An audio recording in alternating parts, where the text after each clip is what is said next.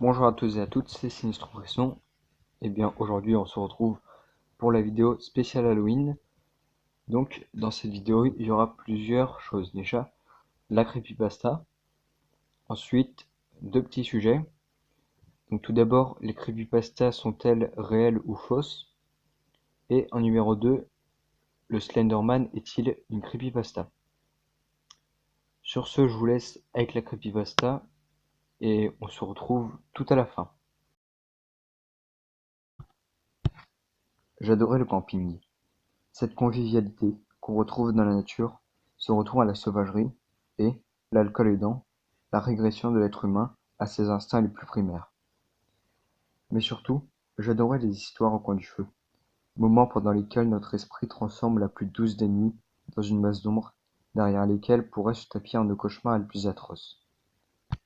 C'est d'une de ces nuits-là que je vais vous parler. Cette nuit, nous étions 4 amis à la recherche d'aventures sur les points d'une montagne sauvage.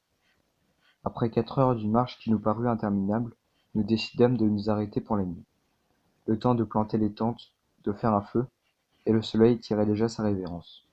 Nous pûmes alors nous livrer à notre passe-temps préféré dans ce type de situation, les histoires d'horreur.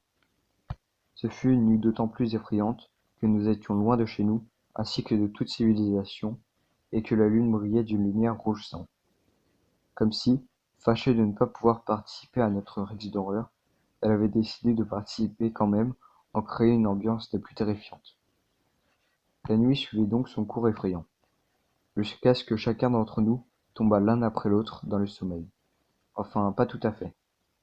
Mélanie, ma petite amie, me réveilla au milieu de la nuit, avec une requête à laquelle je m'étais déjà accoutumé. Mademoiselle faisait la forte devant tout le monde, mais, durant la nuit, elle avait quand même trop peur pour aller toute seule aux toilettes. Il faut dire que moi-même, si j'avais dû affronter la forêt tout seul cette nuit-là, je me serais chié dessus, bien avant d'avoir atteint l'endroit prévu à cet effet. Nous laissâmes donc notre camp pour l'obscurité environnante. Après l'affaire réglée, nous nous accordâmes un petit moment d'intimité, jusqu'à ce que ma copine entende un bruit. Sûrement Dahu, je lui dis en plaisantant. Et il n'en rit pas pour autant. D'une voix affolée, elle me demanda de rester près d'elle jusqu'au camp. Elle mourait de peur. Je dois avouer que je me suis amusé à ses dépens, jusqu'à ce que j'entende moi aussi quelque chose. Quelque chose qui n'était pas un bruit, mais un cri strident, de douleur ou de terreur. Mon premier réflexe a été de lui prendre la main plus fort encore et de courir rejoindre le camp. Je ne m'étais pas préparé à la vision de cauchemar que j'allais rencontrer. Je courus vers le camp, en tenant fermement la main de Mélanie. Et en arrivant, je trébuchai sur un caillou, tombai. Je jurai et allai demander à ma copine comment elle allait quand elle cria. Si fort que j'ai craint pour ma santé mentale. En fait, ce que j'ai cru être une pierre n'était autre que la tête ensanglantée de mon meilleur ami. Tout autour de moi, notre camp n'était que sang, membres détachés et flaques d'hémoglobine, du sang de nos êtres chers. Dans un geste de panique, Mélanie s'est précipitée dans la direction opposée de notre camp, sûrement pour fuir la vision d'horreur à laquelle elle venait d'être confrontée, de peur de la voir tomber dans le précipice qui se trouvait de ce côté-là, et surtout pour éviter que l'un ou l'autre reste seul face à ce qui avait réduit nos amis en bouillie. Je la poursuivis de toutes mes forces. Je la perdis de vue quelques instants, mais la retrouvai quelques mètres plus loin, effondrée contre un arbre. En voulant la prendre dans mes bras pour la réconforter et lui dire que je la protégerais, je me retrouvai avec le cadavre de ma petite amie contre mon torse, un couteau planté dans le dos. L'horreur s'empara de moi. Je courus de toutes mes forces et m'immobilisai devant le précipice. J'étais à bout de force. Je n'avais plus une larme à verser. Le monde s'était écroulé. Puis, j'entendis des pas dans mon dos. Je me retournai. Mes pieds et ma tête me criaient de s'enfuir, mais j'étais paralysé par la peur. Mes jambes refusaient de bouger, comme si la peur me clouait littéralement sur place. Je levai donc les yeux, résigné sur mon bourreau. Un être, a priori ordinaire, dénué de signes caractéristiques. Mais il n'en avait pas besoin, car, Même un visage sanguinaire n'aurait pas été aussi terrifiant que la hache ensanglantée qu'il tenait nonchalamment de sa main droite. Je le vis donc marcher sur moi, ange inconditionnel de ma mort. Cependant, quand il ne se trouva qu'à un peu plus de la longueur de sa hache de moi, je décidai que je préférais mourir comme je l'aurais choisi, et non pas de laisser mon corps être le pion dans les bras de ce fou. Donc, au dernier moment, je me retournai, et je courus vers la falaise. Quand je sautai, j'entendis mes défunts amis crier mon nom. Les larmes me montèrent aux yeux. Je les aimais tellement, mais à mesure que je tombais, je les entendis de plus en plus nettement. Et quand, durant ma chute, je me retournai, je vis leur visage rempli d'effroi à la vue de ma chute. Dès alors, je compris. Ils m'avaient eu. Ils ont voulu me piéger, et ils ont réussi leur blague. Attaquons-nous maintenant à un sujet qui divise beaucoup les personnes, c'est-à-dire les creepypastas sont-elles vraies ou fausses? Pour ma part, je pense qu'elles sont fausses, mais il y a une partie de vrai dans les creepypastas. Par exemple, pour Jeff the Killer, ça peut être inspiré d'une histoire vraie, mais en restant faux. C'est comme parfois les films sont inspirés d'histoires vraies. Après, il peut y avoir plusieurs types de creepypasta. Les creepypastas entièrement fausses, les creepypastas inspirés de faits réels, et les creepypastas réels.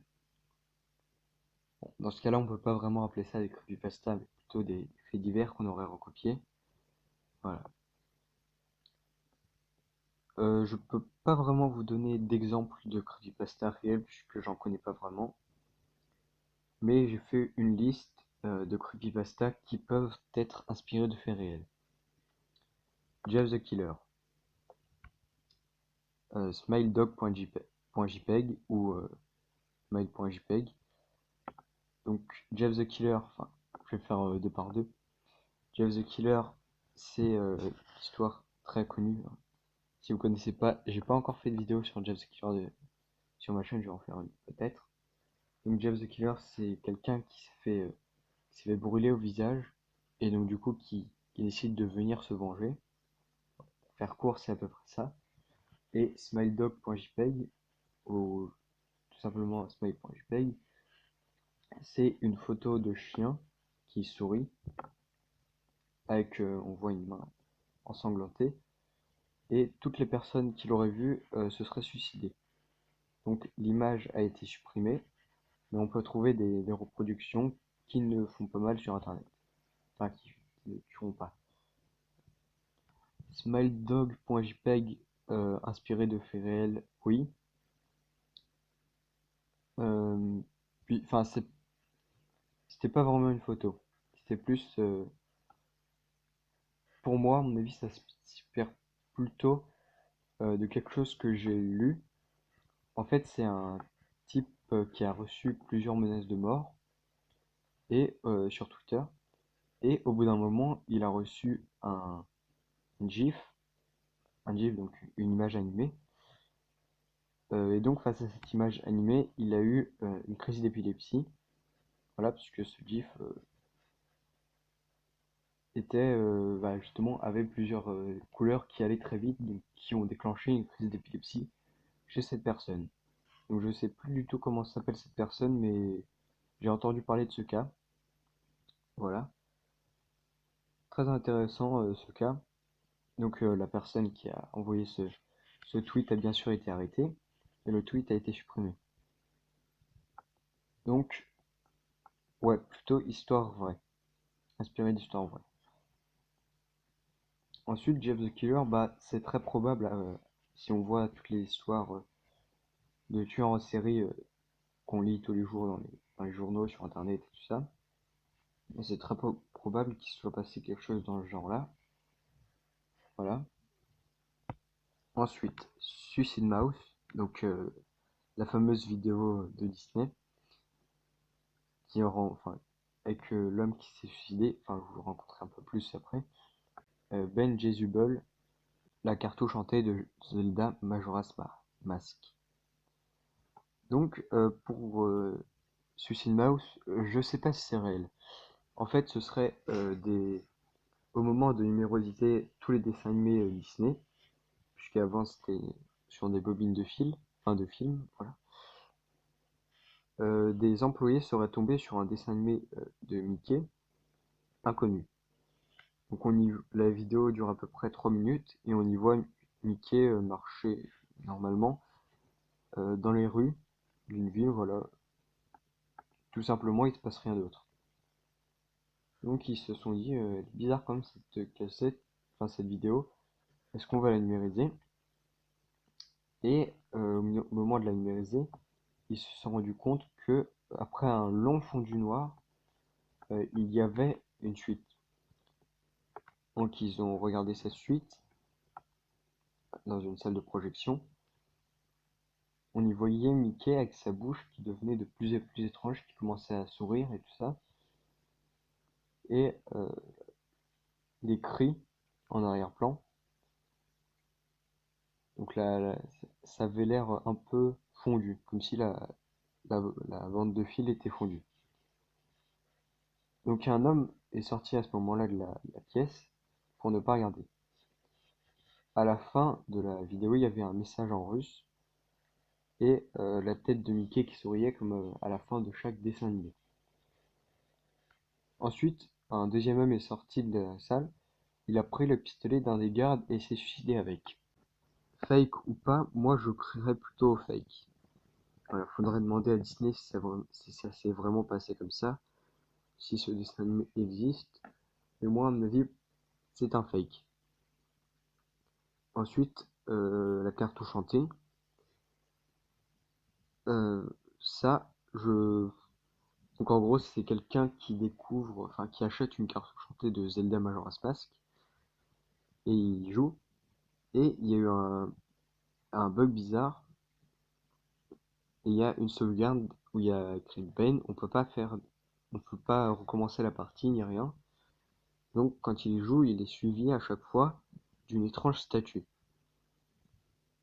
Voilà. Et il y a des bugs partout dans le jeu. C'est vraiment étrange. Voilà. Donc c'est un creepypasta qui est très bien. Mais à mon avis, c'est vraiment très probable. Parce que les jeux comme ça, c'est facile à hacker. Même sur internet, on trouve des cartouches hackées comme ça, des cartouches buggées, voilà. Donc à mon avis, enfin, c'est inspiré de faits réels, ça c'est sûr. Après, si la cartouche a existé, ça se peut très probablement, mais peut-être pas sous cette forme-là, peut-être un autre truc, voilà. Ensuite, il y a beaucoup d'autres jeux comme ça qui sont hantés, comme par exemple Mario 64, une cartouche hantée aussi. Pokémon Silver, je crois, ou Pokémon Argent si on traduit. Je l'ai pas encore lu, voilà, mais c'est une creepypasta, je sais pas si c'est vraiment quelque chose comme ça. En parlant de Pokémon, l'avant-ville aussi. Donc la légende raconte que lorsqu'on jouait, enfin ça s'est passé essentiellement au Japon, quand on jouait à, à, euh, à Pokémon, enfin oui Pokémon, et lorsqu'on arrivait dans le village de l'avant-ville, il y avait une musique euh, plutôt étrange. Ah, et il y a eu plus d'une centaine, je crois, de suicides, de jeunes gens qui se sont suicidés au Japon en entendant cette musique. Donc des scientifiques ont décrypté cette musique et ils ont entendu des, comment on peut dire, des interférences justement qui causaient le suicide des gens, enfin des enfants. Ensuite, ces interférences été enlevées, voilà. Et donc maintenant on peut l'écouter sans problème sur YouTube. Donc, par exemple, elle est sur ma chaîne. Hein, je vais poster sur ma chaîne, voilà, n'hésitez pas à aller voir. Voilà donc il y a beaucoup de creepypasta comme ça, réelles ou fausses. Voilà. Ensuite, enfin là, je me suis pas vraiment étendu sur le sujet. Je ferai peut-être une autre vidéo sur ce sujet un peu plus tard, vers 2018-2019, mais pas maintenant. Ensuite, j'aimerais me pencher sur un autre cas. Est-ce que Slenderman est une creepypasta? Pour moi, Slenderman, c'est pas une creepypasta, euh, c'est plutôt une, une création collective sur le net. C'est pas une creepypasta. Parce que pour moi, une creepypasta, c'est vraiment une histoire, vous voyez, une histoire qui est racontée. Alors que Slenderman, il a pas vraiment d'histoire. On sait pas qui il est. On sait juste qu'il kidnappe des enfants. On sait pas pourquoi non plus. Voilà. Donc Slenderman, à l'origine, il a été créé lors d'un concours de trucage photo sur Internet. Et à partir de là, il y a eu plusieurs choses qui ont découlé. Par exemple, l'excellente web-série Marble Hornets, qui a été créée 10 jours après la diffusion justement des photos de Slenderman, je crois. Je crois que c'était bien ça. Ensuite, plusieurs ARG, Tribe 12, ou en français Simu-D, et un jeu, donc Slender. Et c'est vraiment une erreur de dire que Slender est arrivé avant les photos. Voilà. Et aussi des films qui sont sortis, notamment un en 2015, je crois, et un qui va sortir justement cette année, ou l'année prochaine, je sais plus.